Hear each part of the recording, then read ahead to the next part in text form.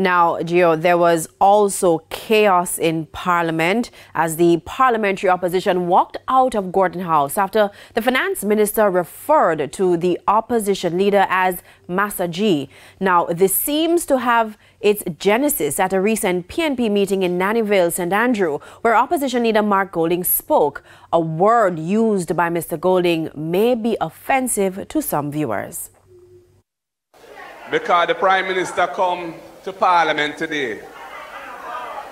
6 hours, it's over 6 hours and have us in there, you know. Mind you, over 1 hour, it's like as him start talk, it's like God does say, no, cut the mic because we can't deal with that.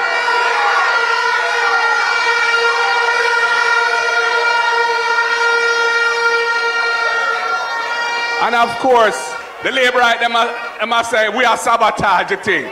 They're so damn fool.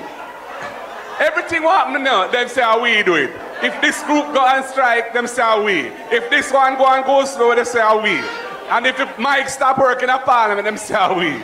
I saw a clip yesterday when the opposition leader referred to labor rights, Madam Speaker, or those who identify with a particular party known as the Jamaican Labour Party. And I can't say the words, but he said, beep fools.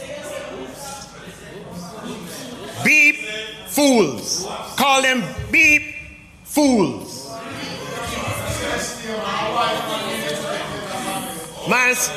Madam Speaker, that never sound like Marky G to me. That sound like Massa Mark.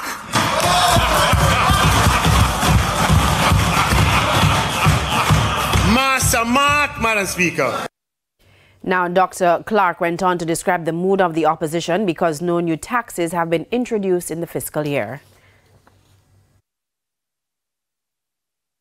It seems to hurt them, Madam Speaker. It hurt them. And it hurt Massa Mark too. It burned him. Come on, on a point of order, Madam Speaker. No, on a point of order, Madam Speaker.